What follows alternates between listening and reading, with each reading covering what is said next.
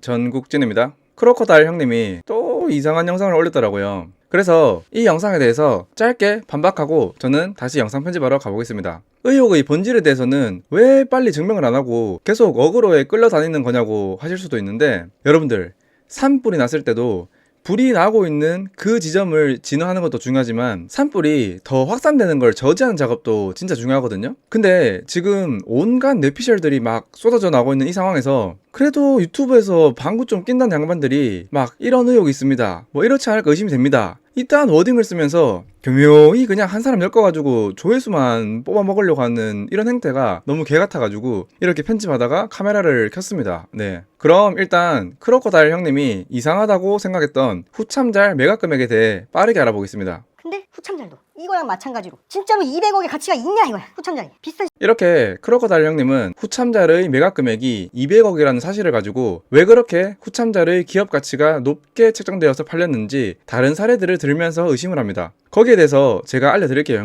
형님이 여기서 네 프랜차이즈 사업했어? 누가 너한테 그런 거 시켜줬어? 이렇게 말씀하셨는데요. 네, 프랜차이즈 사업 해봤습니다.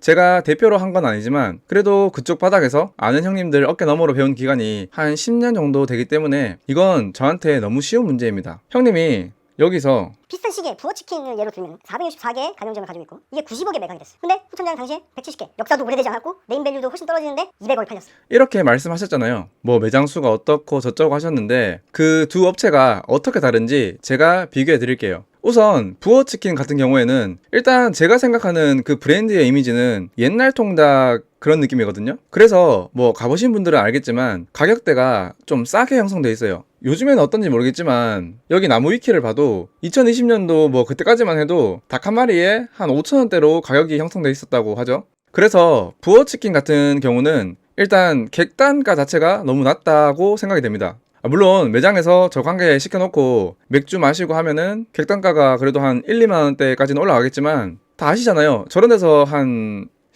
객단가로 2만원 이상은 잘 안 쓰죠? 그리고 그렇게 술이 개입되는 순간 인건비라든지 뭐 그런 것들이 확 늘어납니다. 술 뭐 갖다 줘야 되고 추가로 시키면 또 갖다 줘야 되고 생맥주 같은 경우는 짜서 줘야 되고 그런 걸 해야 되기 때문에 주방에 한 명이 닭 튀기더라도 그런 서빙을 해야 되는 인원이 또 필요한 거죠. 그러니까 술로 돈을 벌기 위해서 인건비를 추가로 또 써야 되는 그런 상황인 거죠. 네. 반면에 후참잘 같은 경우는 그래도 가격대가 저 당시의 부어치킨보다는 높게 형성돼 있었고, 그리고 제일 중요한 건 뭐냐면은 배달 전문 치킨 브랜드였다는 거예요. 후참잘 먹어보신 분들은 아마 매장에서보다는 거의 다 배달을 통해서 시켜 드셨을 거예요. 맞죠? 그 브랜드 자체가 처음 시작할 때부터 배달에 특화된 방식으로 세팅돼가지고 커간 브랜드거든요. 그래서 배달 전문이다 보니까 주방에서 닭 튀기고 포장해가지고 내놓으면은 배달 대행 기사님들 와서 가져가고 또 튀기고 포장 이렇게 이것들만 계속 하면은 다 된다는 겁니다. 거의. 그러다 보니까 인건비 투입 대비 효율이 저런 부어치킨 같은 것보다는 훨씬 높았을 거로 저는 봅니다. 근데 또 이렇게 말씀드리면은 그건 네 뇌피셜이잖아 라고 하시겠죠? 그래서 이번에는 숫자로 한번 보겠습니다. 일단 보시면은 이게 2020년 2월 22일 날 나온 기사인데요. 뭐 호치킨과 부어치킨이 매각된 관련 내용입니다. 그래서 여기 보시면은 부어치킨 역시 최근 매각된 것으로 알려졌다. 매각가는 90억 원대 수준이고 현재는 한 450여 개 정도까지 키웠다. 뭐 이렇게 나와있죠.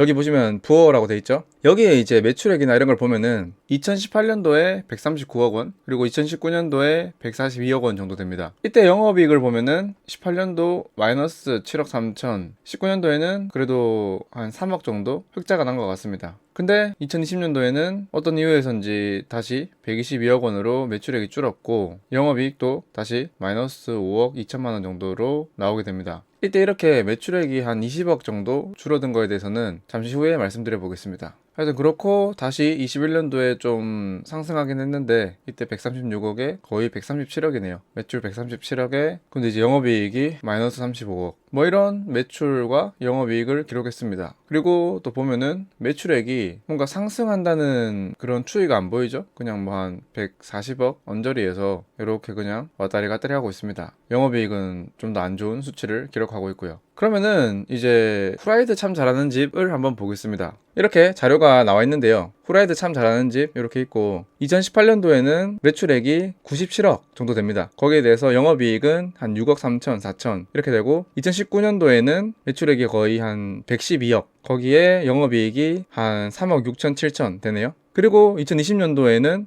364억에 영업이익이 35억 이렇게 됩니다. 물론 이제 2020년도에는 이미 장사의 신님이 후참자를 매각한 이유고, 그러니까 저희들이 봐야 될 거는 2019년 당시에 어떤 기업 가치가 크로커다일 형님이 의심하는 200억 수준이 맞냐라는 거를 봐야 되는데, 일단 이때 보시면은 매출액이 일단 112억에 중요한 거는 이제 흑자라는 거죠. 영업이익, 당기순이익 모든 게 다 흑자인 거고, 그러다 보니까 이런 재무 구조를 가지고 있는 업체랑 이런 업체랑 비교를 할 때 단순히 뭐 그런 가맹점 수 가지고 비교하는 거는 맞지 않다는 거죠. 예. 그리고 추가로 말씀드리면은 이 2020년도 당시에 후참잘 가맹점 수가 한 200개 좀 넘었다고 해요. 근데 200개 가지고 매출액이 한 365억 정도 났잖아요. 근데 왜 참바른 이 업체는 뭐 매장 수가 한 400개, 450개가 넘는데도 매출액이 이렇게 작냐? 그만큼 후참잘이 꽤나 잘 만들어진 브랜드였다는 거죠. 그러다 보니까 이제 그런 것들 다 평가해가지고 회사에서 인수해갈 때 회사 가치를 가맹점 수랑 상관없이 알맞게 책정해가지고 그냥 상한 거예요. 네. 그리고 혹시나 이런 걸 보면서 아니 19년도에 비해서 20년도에 어떻게 이렇게 매출액이 많이 뛸 수 있냐라고 의심하는 분들이 계실란가 모르겠는데,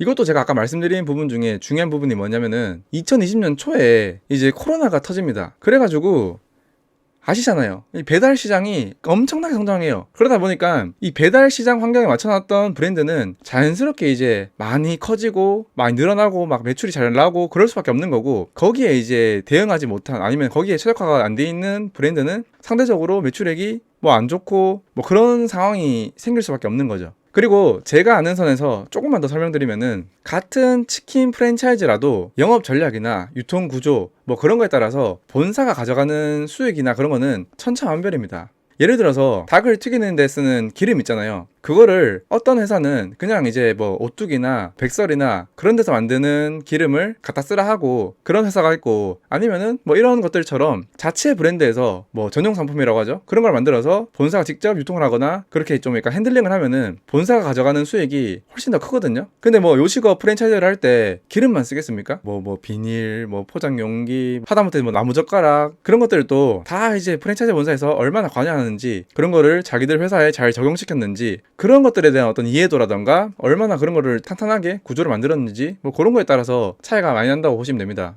물론 지금 이 적은 가맹점 수로 일단은 매출 자체가 엄청 많이 친 것 같아요. 각 지점들이 다 전체적으로 배달 시장이 커지다 보니까 그렇게 된 것 같습니다. 그리고 사실 그 회사를 매각할 때 그 회사 가치가 그런 거 말고도 뭐 본사 법인이 가지고 있던 자산이 얼마나 되는지, 회사의 성장 속도나 뭐 전망 같은 거는 더 어떻게 되는지, 그런 거에 따라서도 평가 금액은 달라질 수 있는데, 뭔 후참잘도 내가 보기에는 200억이어야만 하는 이유가 있었던 거야. 200억이라는 숫자가 필요했다고 생각해. 뭐 이런 식으로 또 본인의 어떤 의혹이나 뇌피셜을 이렇게 말씀해 버리면은, 그러니까 이렇게 그럴싸하게 말해 버리면 사람들은 믿는다니까요. 근데 그게 아니라고요. 예? 사실 이게 형님이 제가 방금 보여드렸던 그런 것들을 알면서 대중들을 교묘하게 선동하려고 이 내용을 뺀 건지, 아니면은 이런 기본적인 것들도 몰랐던 건지는 모르겠지만, 어떤 거였든 형님한테는 뭐 그런 좋은 그런 거 아닌 것 같아요. 네, 몰랐던지 일부러 그랬던지. 네, 편집하다가 왔습니다. 제가 이번 영상에서는 그 매각 금액에 대해서 말씀드렸습니다. 그 금액이 적절한지 뭐 그런 어떤 크로커다일 형님의 영상에 대해서 말씀드렸는데, 사실 이 매각과 관련해서도 비하인드 스토리가 있다. 뭐 여러분들이 지금 의혹을 제기하고 있는 뭐 후참자를 사간 회사의 어떤 정체, 뭐 그들의 어떤 주가 조작, 그런 것들, 그런 거 말고 그 이전에 이 매각과 관련된 비하인드 스토리가 있거든요. 제가 앞에서 보여드렸잖아요. 2020년도에 후참잘의 영업이익이 거의 한 35억 정도가 났단 말이에요. 그런 회사를, 물론 이거는 뭐 20년도의 결과론적인 얘기지만, 그런 회사를 장사의 신님이 2019년 말 당시에 200억 원이라는 가격에 팔아야 했던 그런 하여튼 비하인드 스토리가 있거든요.